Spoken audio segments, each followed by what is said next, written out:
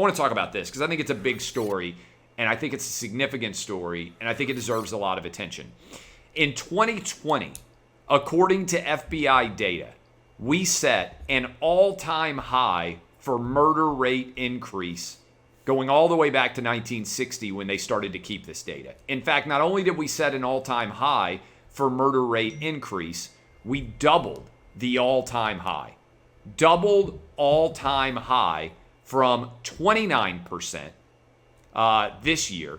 The previous high was 1968, and it was 12.7% of an increase. Why did the murder rate suddenly in 2020 skyrocket by 29%? The answer is pretty clear. It's transparent. It isn't in any way hidden. It's because we allowed people to attack the police and try to send the message that police were the problem in this country, even though police solve and save and protect people who are white, black, Asian, and Hispanic at unbelievable rates. Let's think about this for a minute.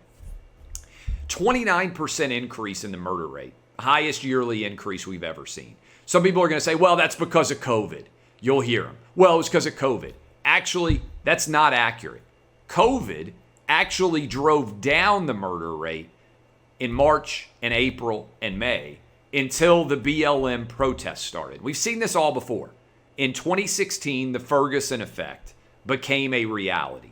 If you tell police you can't do your job, if you demonize police, they move out, they don't work as hard, they don't pursue justice as aggressively, they don't police anywhere near the same level, then the criminal element moves in and violent crime skyrockets, particularly murder.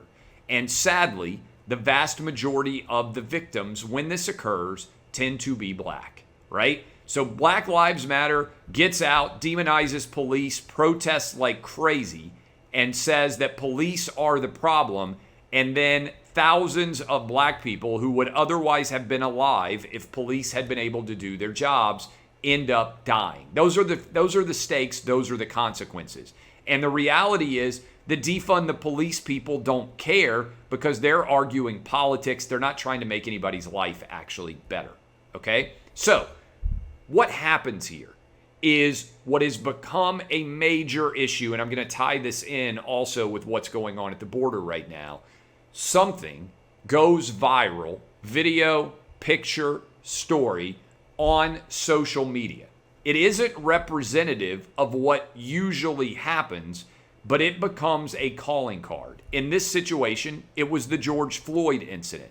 It went viral, and the argument became, even though there was no suggestion that race was directly involved at all in the George Floyd Chauvin incident, it became a calling card, arguably, in the mind of BLM and in the mind of Democratic voters, that this was a incident which was reflective of the overall relationship between black people and police, even though it wasn't remotely reflective of that.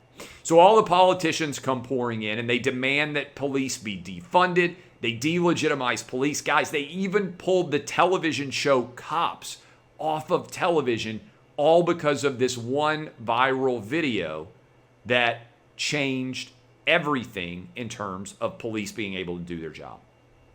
As a result, police pull back. They aren't able to protect people, and the murder rate skyrockets as the criminal element comes in. We saw it happen in 2016 with Ferguson. We saw it happen nationwide in 2020. Every politician or political figure or media opinionist who came out and said, we need to defund the police, has blood on their hands. This is the most destructive, the dumbest idea that I have ever seen gain political cogency ever in my life in this country. And as a result, we are now reaping the results of all of this massive increase in murder. And I want to tie it in. Again, unprecedented rise in murder, never happened on this level going all the way back to 1960.